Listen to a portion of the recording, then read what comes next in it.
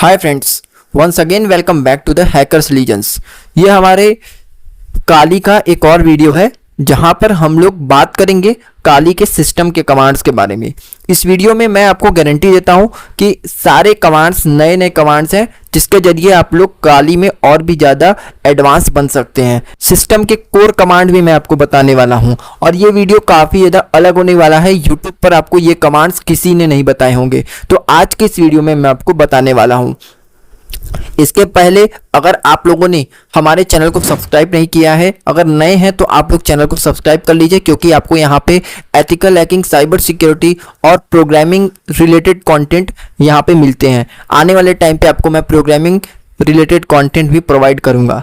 तो आइए वीडियो करते स्टार्ट और हम लोग काली पे टर्मिनल को ओपन कर लेते हैं। जैसा कि आप यहाँ पे देख सकते हैं, मैंने ऑलरेडी एक टर्मिनल ओपन कर रखा है। नॉर्मल टर्मिनल है। इसके पहले मैंने काली का बेसिक गाइड भी बनाया है, आप लोग जाके हमारे चैनल पे देख सकते हैं। सिंपली आप स्क्रॉल करेंगे या काली के प्लेलिस्ट में चले जाएंगे तो आपको वहाँ पे मिल जाएगा, या फिर आप सर्च कर सकते हैं काली प्लेलिस्ट बाई हैकर्स लीजेंड्स, आपको वहाँ पे मिल जाएगा। तो आप लोग वहाँ पे देख सकते हैं, मैंने 3 वीडियोस काली पे बनाए हैं, तो तीनों वीडियोस का आप लोग देख सकते हैं। तो आइए हम लोग वीडियो करते हैं स्टार्ट और हम लोग अपने कमांड्स लिखना स्टार्ट करते हैं। सो गाइस, हमारा पहला कमांड है जिसका नाम है जर्न ALCTL। तो हम लोग यहाँ पे लिखेंगे जर्न।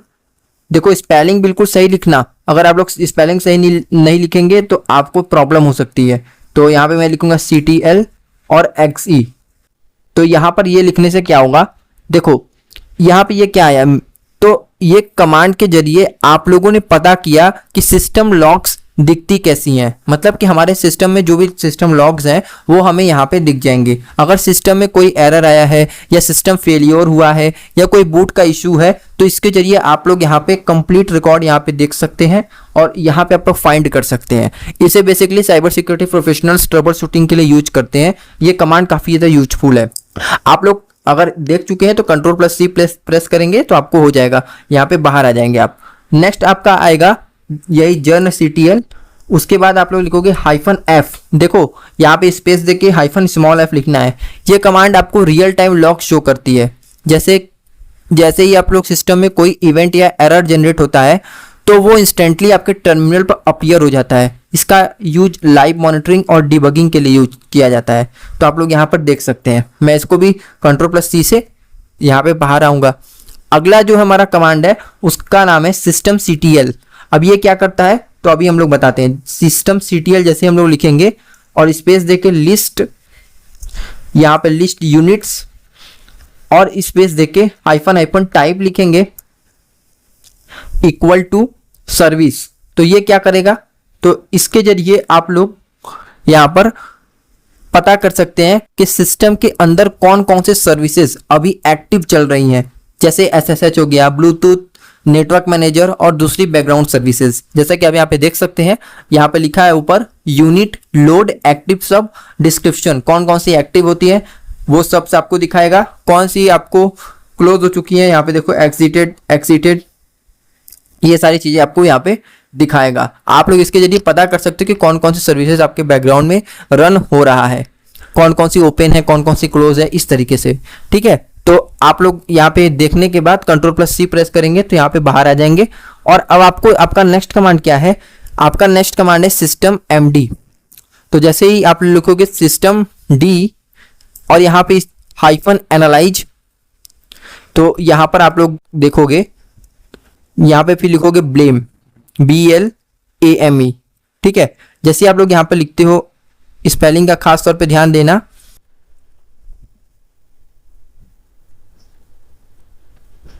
एंटर करेंगे हम तो इस कमांड से पता चलता है कि सिस्टम के अंदर कौन कौन सी सर्विसेज अभी एक्टिव चल रही हैं। जैसे यहाँ पर आप लोग देखोगे तो आप लोग इस सिस्टम से क्या कर सकते हो, जितनी भी सर्विसेज आपके बैकग्राउंड में चल रही हैं उन सबको एनालाइज कर सकते हो। अगर आपका कंप्यूटर स्लो बूट हो रहा है तो इस कमांड से इजीली आइडेंटिफाई किया जा सकता है कि बॉटलनेक कहाँ है एक्चुअल में। ठीक है, तो आप लोग यहाँ पे देखो कुछ सेकंड्स दिख रहा है, मतलब कि जब आप लोग काली को बूट करते हो तो उस समय क्या होता है कि आपके सर्विसेज रन होते हैं बैकग्राउंड में, तो उनके कितने कितने सेकंड्स में ये रन हो रहे हैं वो आपको यहाँ पे शो करेगा।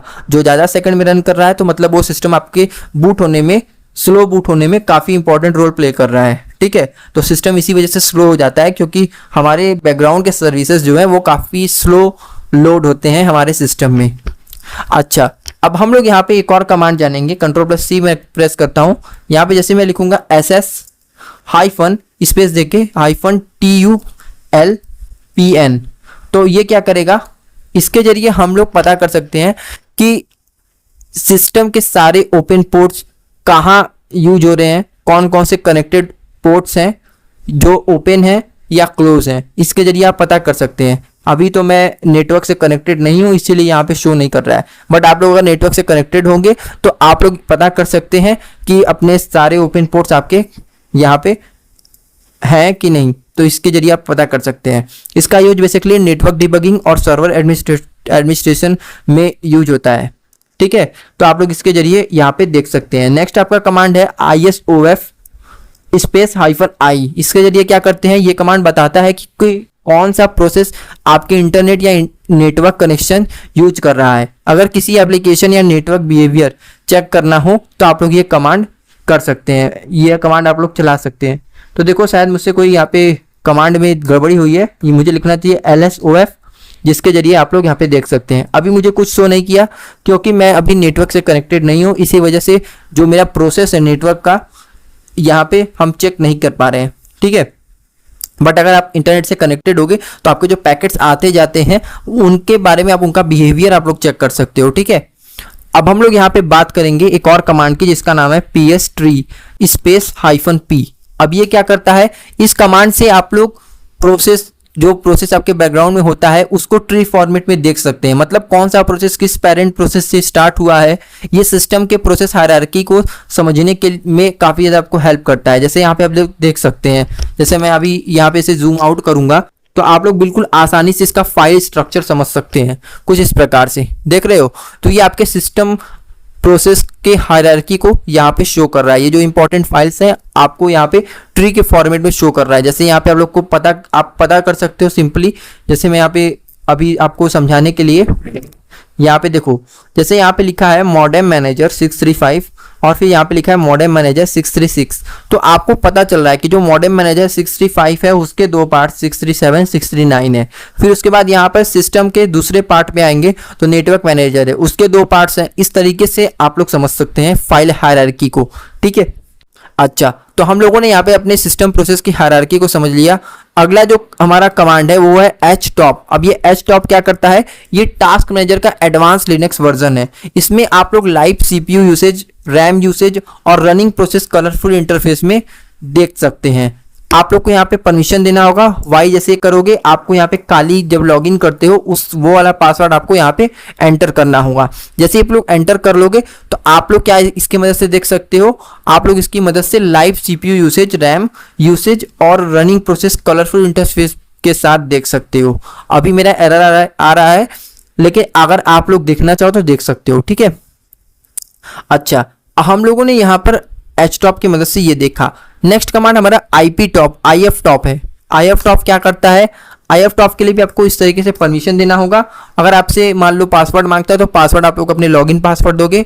ठीक है, ये command live network bandwidth monitor करती है, मतलब कौन सी IP कितना डेटा सेंड कर रहा है और रिसीव कर रहा है वो रियल टाइम में आपको दिखाता है। इस समय एरर इसीलिए शो हो रहा है क्योंकि मेरा नेटवर्क से कनेक्शन नहीं है, वो क्या पैकेट रिसीव और पैकेट सेंड का जो प्रोसेस होता है वो नहीं हो पा रहा है इसी वजह से। ठीक है, आपके में अगर इंटरनेट से कनेक्टेड हो तो आप लोग का इजीली हो जाएगा। नेक्स्ट कमांड जो है वो है आपका DMESG।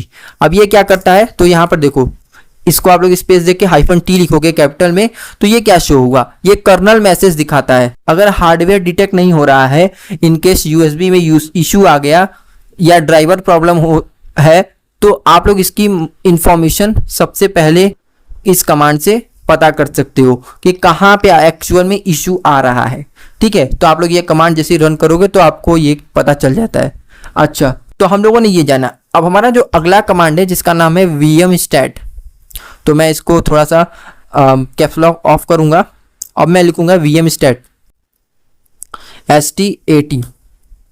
तो यहाँ पर देखो vmstat स्पेस देके हम लोग 1 करेंगे।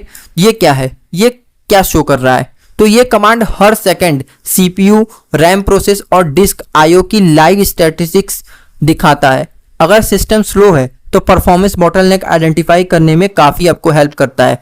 देखो ये आपके लाइव दिखा रहा है, ये हर सेकंड आपका CPU और जो रैम है प्रोसेस करता है आपके सिस्टम सर्विसेज को, वो आपको यहाँ पे लाइव दिखा रहा है। ठीक है, अच्छा इस तरीके से Ctrl+C प्रेस करोगे तो आप लोग इसके बाहर आ सकते हो। अब यहाँ पे जैसे लिखोगे IO स्टैट और यहाँ पे स्पेस देके -XZ1 लिखते हो तो ये क्या करेगा, ये आपके स्टोरेज डिवाइस को रीड राइट की जो स्पीड होती है वो शो करेगा। जो आपकी स्टोरेज डिवाइसेस होती हैं कि जो आपके फाइल्स को रीड करती हैं उनकी स्पीड कितनी होती है वो आपको दिखाएगा। साथ में यूटिलाइजेशन मॉनिटर करता है ये, और साथ में आप लोग इसकी मदद से सर्वर और डेटाबेस के परफॉर्मेंस को एनालाइज करने में आपको मदद कर सकता है डेवलपर पॉइंट ऑफ व्यू से। ठीक है, अच्छा हम लोग यहाँ पर इस कमांड के जरिए कर सकते हैं। नेक्स्ट कमांड जो है MP stat है, MP stat -P और यहाँ पे आप लोग लिखोगे स्पेस देके all 1। तो ये क्या करेगा आपको, आप लोग इस कमांड से हर CPU कोर का लाइव यूटिलाइजेशन अलग अलग दिखाई देता है। मल्टी कोर सिस्टम्स की परफॉर्मेंस मॉनिटर करने के लिए बहुत यूज में आता है। जैसे आपके CPU का जो कोर है उसका लाइव यूटिलाइजेशन हो रहा है तो उसकी जो लाइव यूटिलाइजेशन होती है उसको ये अलग अलग शो करता है। जैसे आप लोग मल्टीपल डिवाइसेस यूज कर रहे हो, मल्टीपल सिस्टम्स यूज कर रहे हो तो उसके परफॉर्मेंस को मॉनिटर करने के लिए आप लोग इस कमांड का यूज कर सकते हो। ठीक है, तो हम लोग ये जान चुके हैं। अब हम लोग का नेक्स्ट कमांड जो है उसका नाम है SAR-n और यहाँ पे कैपिटल में डेव और स्पेस देके 1 करेंगे।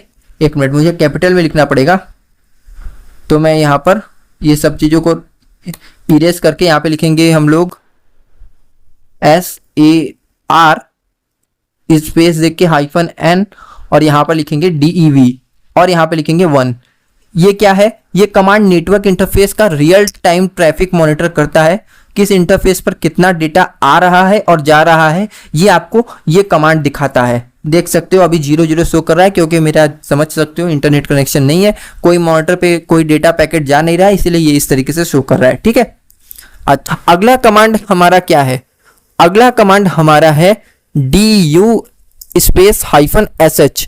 अब ये क्या कर रहा है, देखो करंट डायरेक्टरी का हर फोल्डर का साइज होता है एक, तो उस एक ही आप लोग एक ही कमांड की मदद से उस पर्टिकुलर जो जिस भी करंट डायरेक्टरी में हो उसका साइज पता कर सकते हो। जैसे मैं जिस डायरेक्टरी में हूँ अभी मैं ls करके आपको दिखाऊं, देखो अभी मैं आपको यहाँ पे ls करता हूँ, एंटर करता हूँ तो मैं इस समय करेंटली होम डायरेक्टरी में हूँ। ठीक है, अभी इसके अलावा मेरा कोई डायरेक्टरी नहीं है। अच्छा तो मैं होम डायरेक्टरी में हूँ तो होम डायरेक्टरी में जितने फाइल्स या फोल्डर्स हैं उनका एक साइज अगर मैं पता करना चाहूँ तो यहाँ पे पता कर सकता हूँ DU-sh की मदद से। ये हमें अपने करंट डायरेक्टरी का फाइल का साइज बताता है। जैसे अभी मैं यहीं पे अगर मैं CD डेस्कटॉप करूँ, CD डेस्कटॉप, तो यहाँ पे आप देखोगे तो इसकी दूसरी साइज बताएगी। ठीक है, जैसे मैंने यहाँ पे CD डेस्कटॉप कर लिया। अब CD डेस्कटॉप कर लिया, देखो ये बहुत बेसिक कमांड्स हैं, आप लोग को आने चाहिए। ठीक है, अगर नहीं भी आते हैं तो मुझे आप कमेंट बता देना। वैसे मैंने इसके ऊपर एक बेसिक कमांड्स के ऊपर एक वीडियो बनाया है, आप लोग वहाँ पे जाके देख सकते हैं। जैसे यहाँ पे देखो 4.0 के मतलब मिनिमम आप लोग समझ सकते हो इस साइज इसका 4000 KB का है।